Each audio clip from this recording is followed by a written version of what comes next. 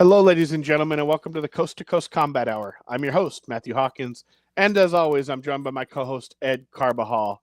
Ed, another week. You're on the East Coast.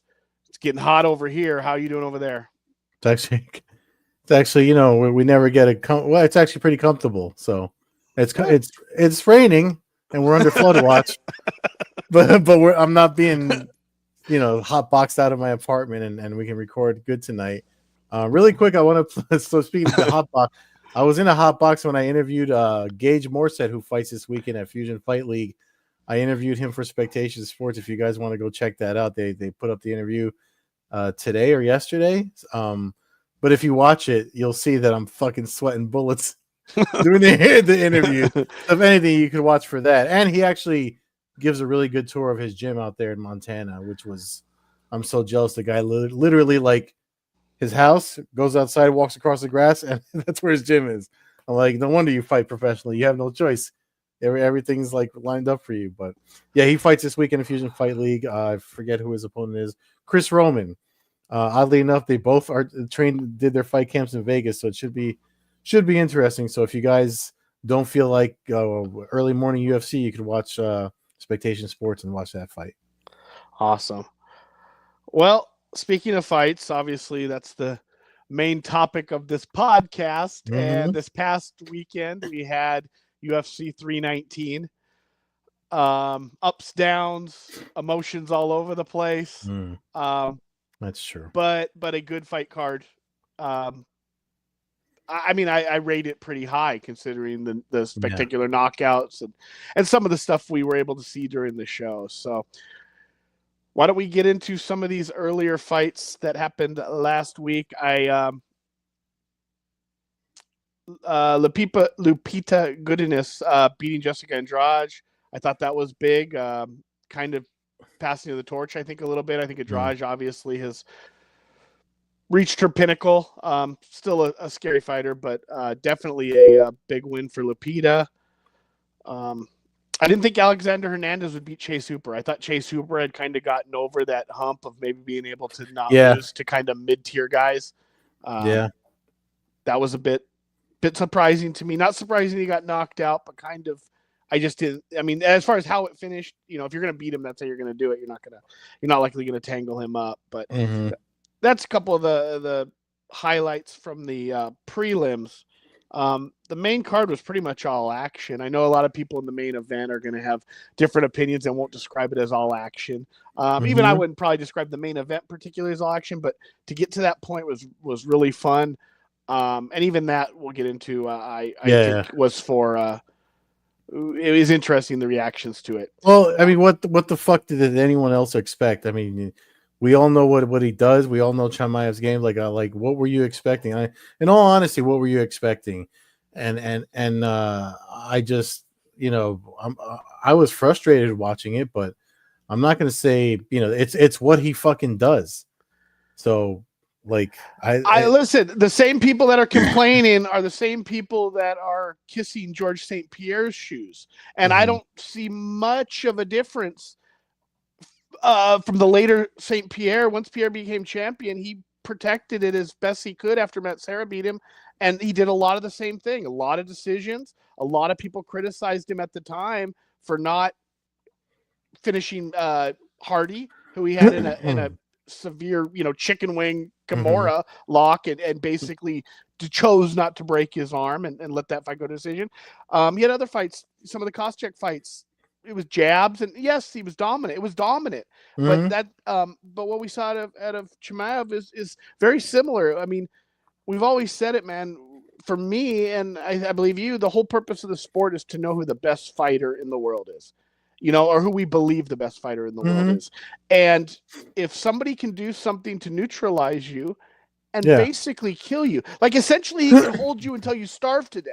Like, I don't even know what else to, like, if a guy can hold you down and make sure you never move, then I don't know, then there's not really much more dominant than that.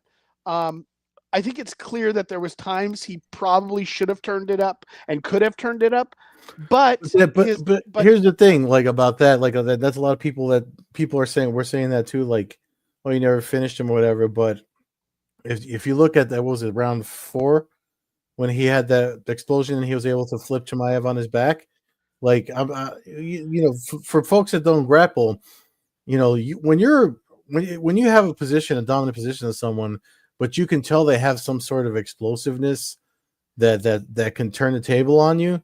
You can do one of two things. You can risk losing the position because every attack that you do in whether it be striking, grappling, whatever, when you attack, you're open for counterattack. And if you have a control position, and those little safe noogie punches where all he could do just to keep the position and win the round, mind you, a title is on the line. The guy's been talking about being a champion since he fucking got there. Then you're not going to risk doing that, especially if you know that the guy can turn you over. I know a lot of people were questioning that. There was also a couple of times that I saw him go for a key lock and then let it go. I don't know if that was because of DDP's stronger than he looks or what the case was, but there was in the later round, around the second crucifix is when he started going for a key lock, and then he just went right back to doing the punch. He did it like 2 or 3 times in within 30 seconds, and then it was just like, all right, he's just not going to go to position. So I think he just wanted to secure his victory, and I mean that's unfortunately that's what we have now. While I agree with you, I will push back a little bit in a sense that Duplessis, nobody has survived in the crucifix for more time in MMA history and suffered less damage than what we just saw. Yeah.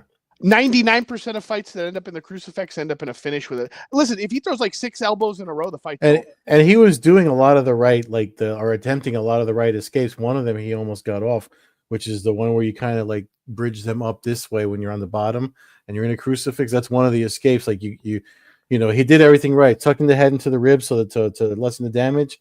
And you're supposed to bridge up and then come out the back, but he was controlling the forearm, so he was bridging up, and Chimaev is just really good at floating his hips on top of people, as we've seen in all of his fights. So there's no doubt about that. I feel like you could put a little bit more into the punches, and I know that that's me talking from the sideline, and I'm not, but we've seen it, and I've seen elbows that don't have to be thrown real hard, but kind of have a purpose. And I felt like he was throwing them more to avoid the referee from standing it up, as opposed to doing any damage. And I which is probably why Goddard stood them up later, because he's not an idiot to martial art. He trains and competes himself, so I'm pretty sure he caught on, and that's why he stood them up in the later rounds. Correct. And I had a conversation with a friend about it, because listen, if that fight was in the guard the whole time, it would have been stood up 28 times, right? If Chimaev is on top, just settling in guard, they're standing that fight up over and over and over again. But because he had his back, obviously you're not going to stand it up. But there comes a point where a guy has to, in my opinion, in an MMA fight, when it's timed. If there's no time limit, I don't care if he lays on the dude for 2 days and 6 hours. But if you have a 25-minute time limit, I do kind of think that now that doesn't let Duplessis off the hook either, because I also my main thing would be, man, I listen, getting out of the crucifix is hard as hell. As somebody who's been in it 25 years ago and when nobody knew what they were doing, you could tell me better. It is hard to get out. That's why we don't see many people get out of it. No, the escapes are far and few between, but he was doing the ones that I'm familiar with. I recognized, and it just, again, Chimaev's really good at floating his hips on top of you, and is that following your energy the right way out? Is that buck the right way out? I don't know. That's one of the many right ways out. Yeah. Is it? Okay, cool. I was not. If you can buck the guy, but that's the thing. Chimaev, if you watch a fight again, you'll see Chimaev's hips are literally doing this, because he's floating on the energy. Like you can buck somebody, but if they know it's coming, they'll pop off you for a minute and then pop back on to fuck up your timing with the tempo of whatever, and the balance of the weight and everything. Yeah, he's just so good at that. I mean, even when he follows the hips, when he takes it back, he's so good at it, and that comes from coming wherever the hell he's coming from, training how he trains. No, I mean he's amazing. He's a special talent. We saw it early on.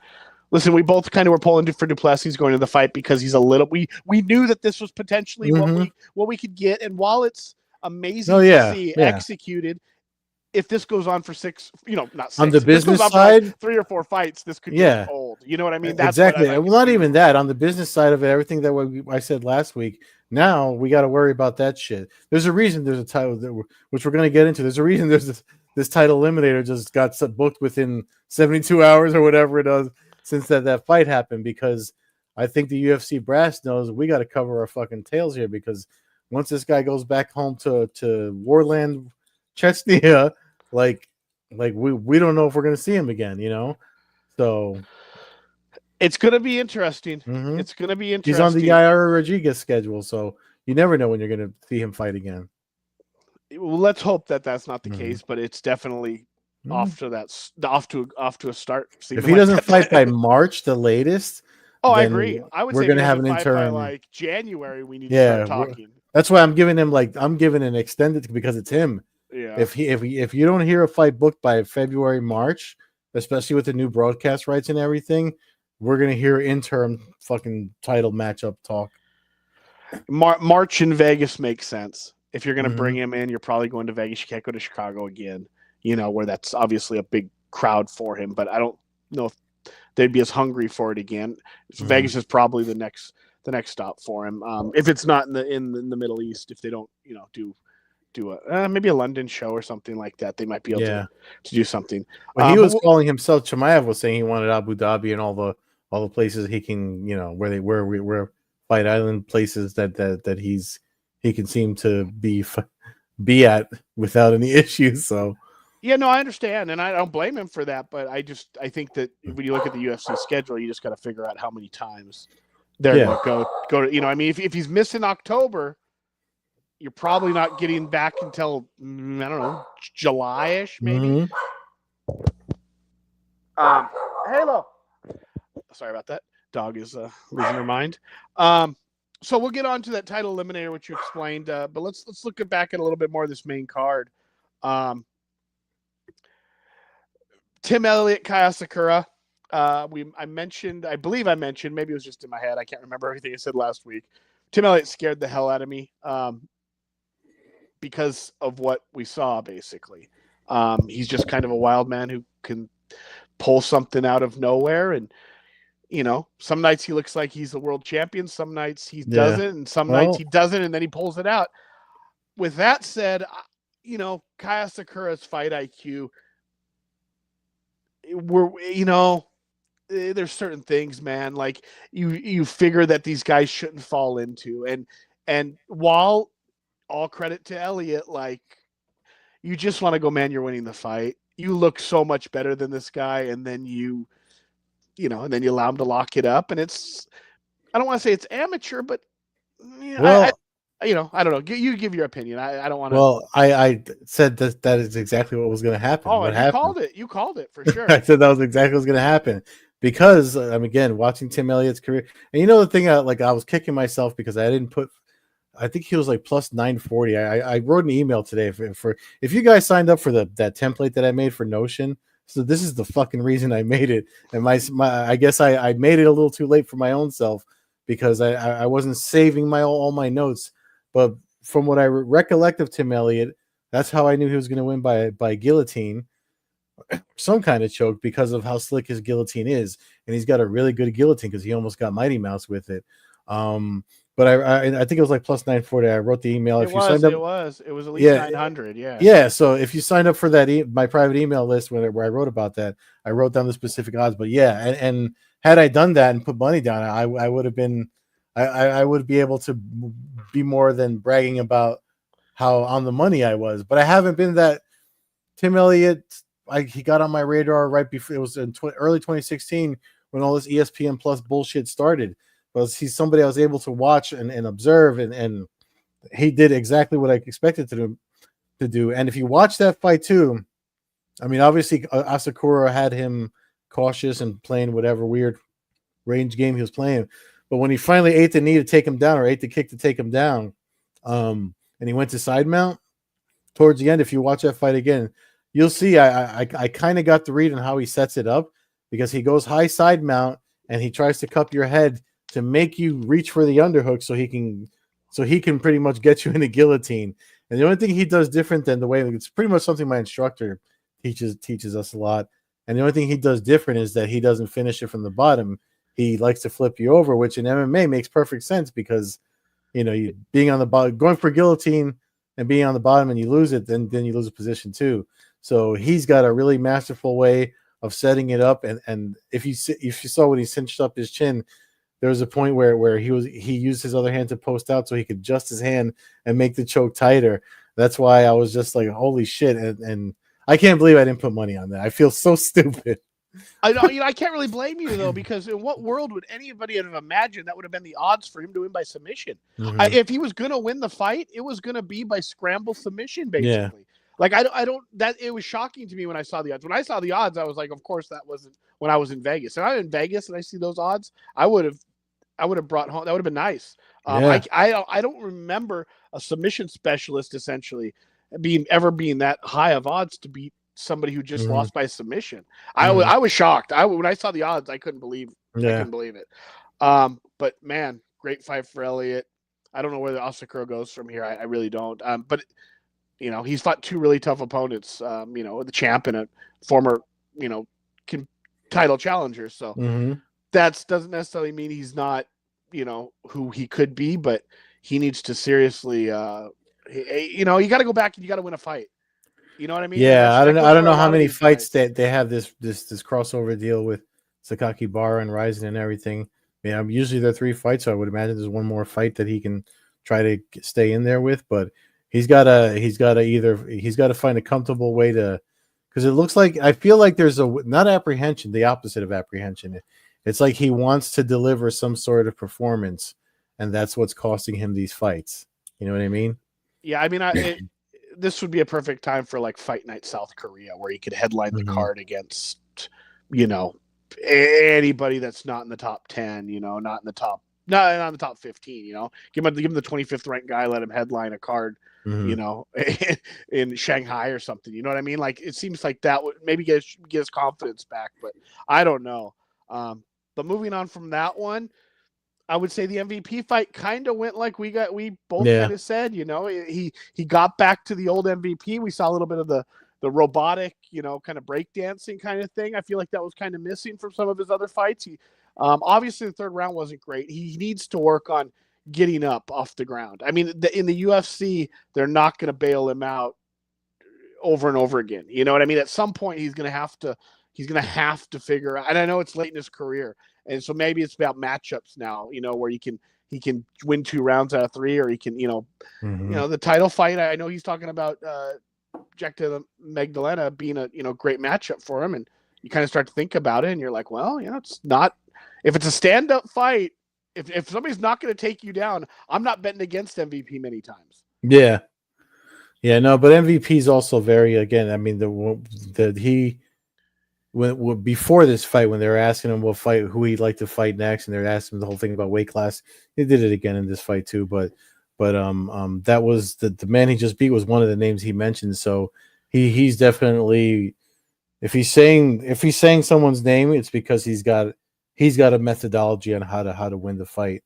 I don't know how many more of those he's going to get the higher he goes up, depending on where he stays at 170 or 185. But it's going to be interesting to see. I like how he's one of the few Bellator guys in the UFC that are doing well. So, no, that's the thing. He's 3 out of 4 in the UFC with a loss to Machado Gary in a fairly close fight. You know what I mean? So, I would say if he wins his next fight, he might get a title shot.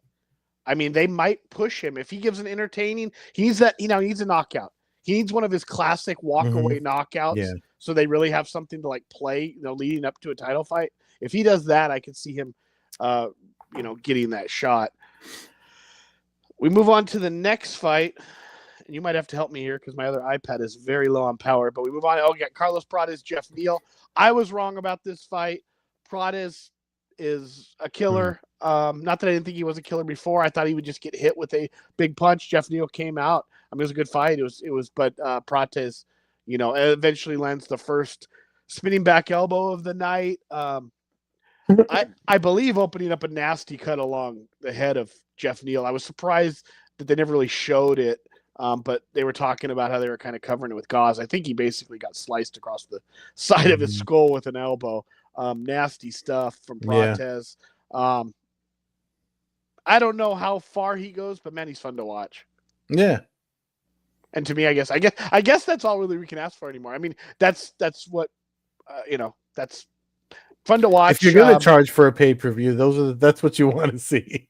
That's true. Yeah, that's true. I mean, but when we get to the, getting back to the title fight, I also want to see the best in the world. I don't want to just see, barroom brawls, but that's not what we got. So, by any means, I mean, spectacular knockout. Really only to be sadly done. Luckily he got the 50,000 from, he got the 50,000 while he was in the ring, because if he had waited about another 20 minutes, he may not have gotten it for his birthday. When we get to Lerone Murphy versus Aaron Pico. Rough to watch. Yeah. You watch it, you start to want, listen, I don't even know what to say. I really don't even know what to say anymore. It's hard, we sit here, we defend these guys, and I do believe that they're extremely good fighters, but there's something that happens to him. I mean, I don't know if you watch the slow-mo of him getting knocked out, but his foot movement when he's coming towards Murphy, I mean, it looks amateur, man. He goes from steady boxing to like just sliding his feet forward and off balance, and it's like, and you think about Aaron Pico's career, and it's like he's pretty much dominated every fight he's ever had, and then he makes a mistake. He was kind of winning this one, yeah. Oh, I thought it was over within the first 5 seconds. I mean, he came out and threw a combo out there and had Murphy like kind of on chicken legs a little bit, like within seconds, and he was winning up. I mean, there was never a point where it was like it was just bang. It was Diego Corrales. It was all the ones we've seen where he comes out and he's dominating. I mean, that's what I'm saying. Like, I don't know. I don't know. I don't even know what to say. I don't know. I'm not a coach. I'm not a fighter. I can't get in their head, but I just, I think when I think about Aaron Pico, I remember, thinking about his Bellator debut and the losses he has had, the knockouts he's had, where he was on the receiving end. I think it's just his the gladiatorial mindset that he gets in.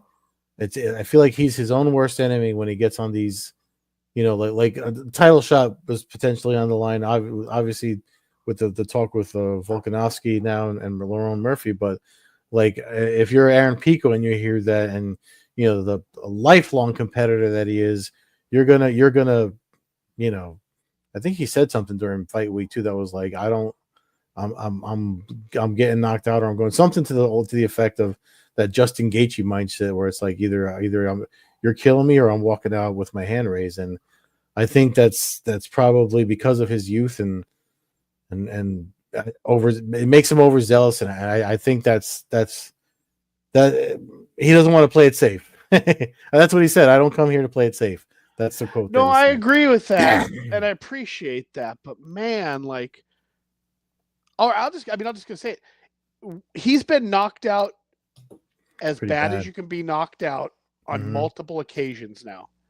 If this was Justin Gaethje, we would be saying it's time to call it. Like, if Justin Gaethje's next fight, he ends up face down, ass up in the middle of that ring, it's time for him to call his career, because we don't need to see him with brain damage. We talked about it with Tony Ferguson. My question is, just because Pico's young and looks amazing when he's doing his thing, I mean, at some point you got to be like, man, like, I don't know. But he can't. If that happens, I mean, he's one more knockout like that from like, no, man, he can't fight anymore. Yeah. And I you know what I mean? Like, and he's a dad now too. He's got a baby. Dude, and I'm not trying to be dramatic. I'm all for these guys being warriors, and I'm fans of the Melvin Manhoffs and the guys who took the Gary Goodriches and stuff. But Aaron Pico doesn't need that. Those guys were fighting for $10,000, $5,000. They were fighting for their livelihood. If you've got enough, if you got a brain on your shoulders and you can do other stuff, my God, he can't take another one. Like, you just go, man. I would hope that his corner and his family, say something like because he's already put in post like he's, again, it's the mindset he has, and it's going to be up to him eventually, whether he wants to keep going or not. But he'll keep going. we're only talking like this because we give a shit about the kid. Well, we've seen him from the start. And listen, he's young enough where he could go away for 5 years and then come back. Yeah. Like that's my thing is like, dude, you're young enough. Like you said, he's got a family. I don't know all his personal stuff, but I try not to get involved in too much of that anymore these days because you never know what you're going to find if you look too far into some of these 28. people. Yeah, he's 28. But he's 28. I mean, he literally could disappear till he's 32, 33, come back and still have a 5-10 year career. If 8-year career, 7-year career, the way things are going now. I was really hoping he would have won though. Oh man, this one was rough, like because he looked great coming out the gate, like the hype and everything. But fight week, the body shots he was landing because he was hurting Murphy with those. Murphy trying to act like he fucking used his aggression against him. You threw a fucking Hail Mary spinning back. But to be fair, Pico, I feel like Pico feels like he's fighting a heavy bag halfway through the fight. Yeah. And then he just he starts throwing these combos and it's like eventually that heavy bag's gonna hit you back eventually, dude.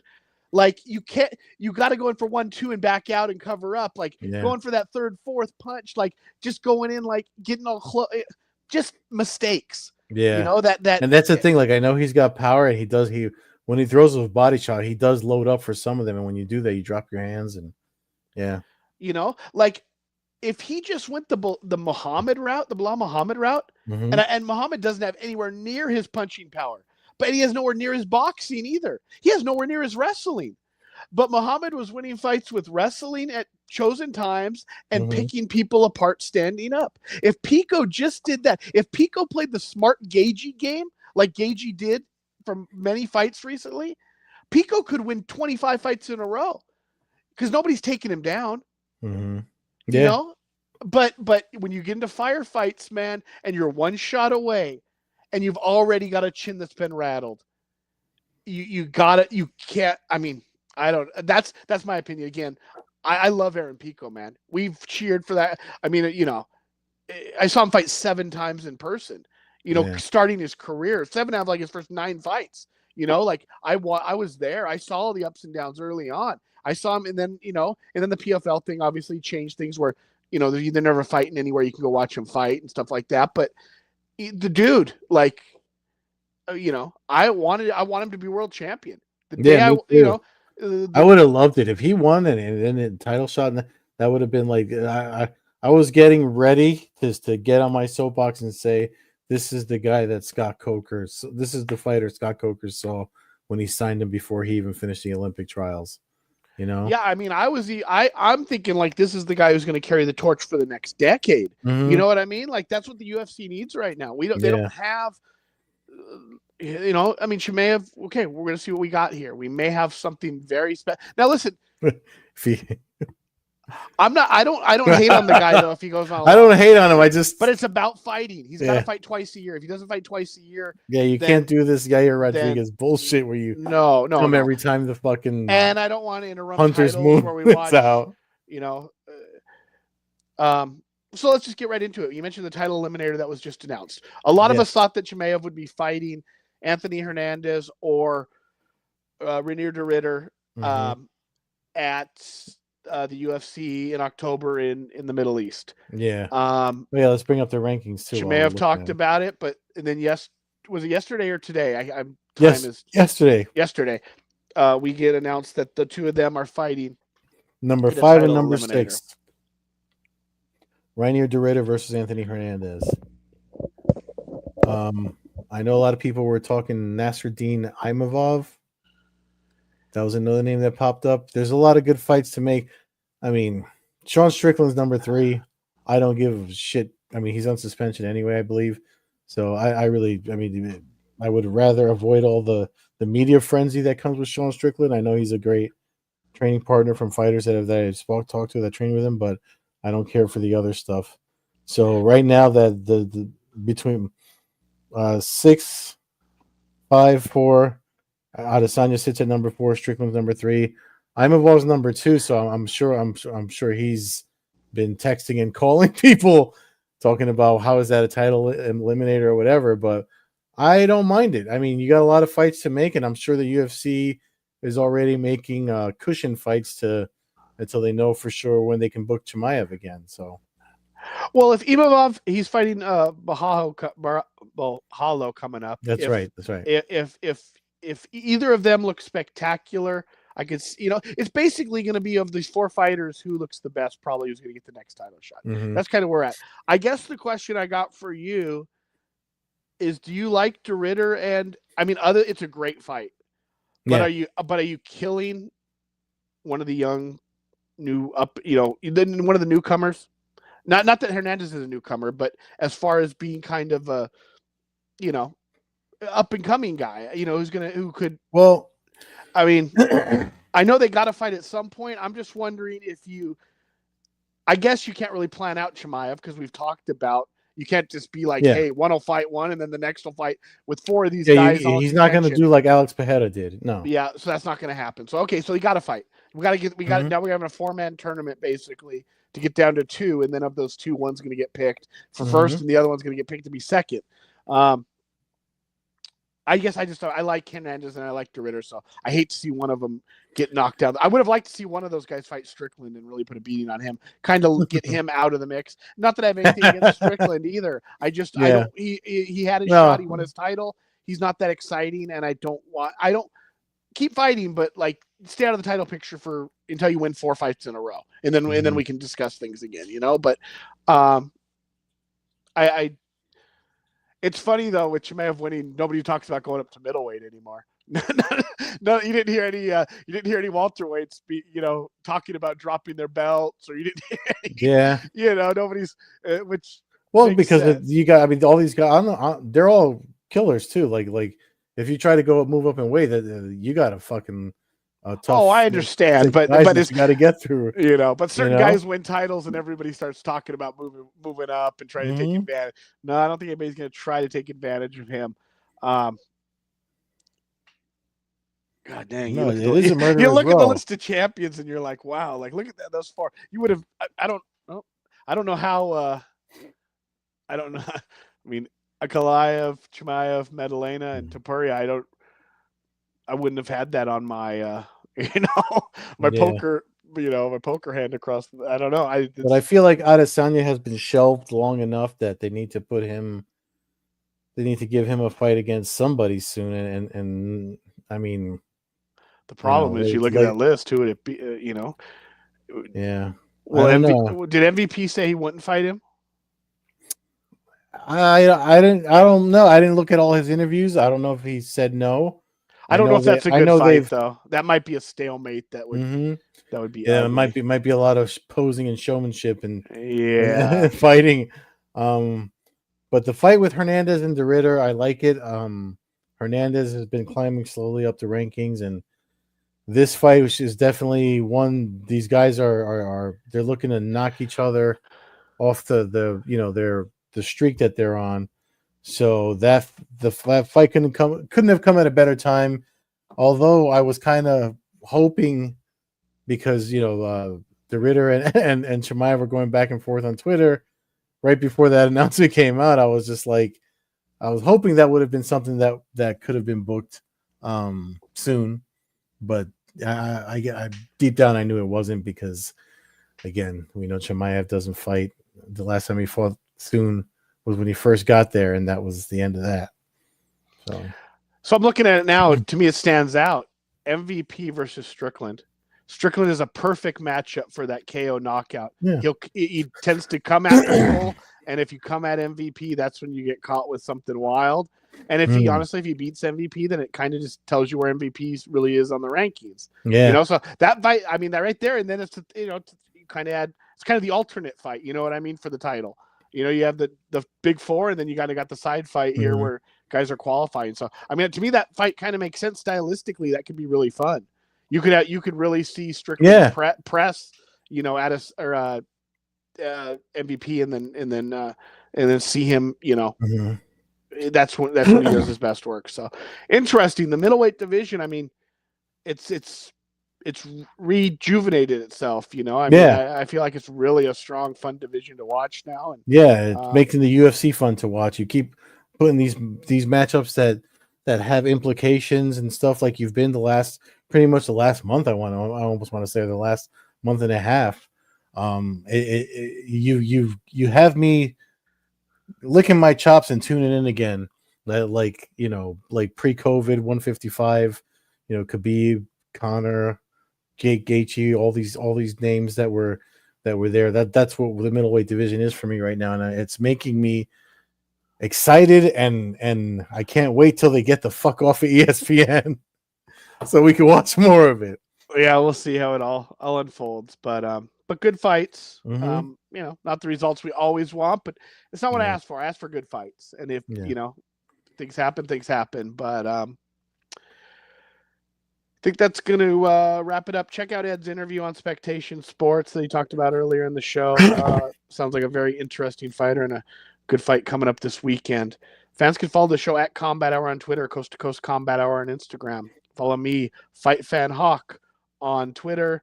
But you're better off following Ed at Carbazol on Twitter, Carbeersol on Instagram, Old Head Carb on Twitch.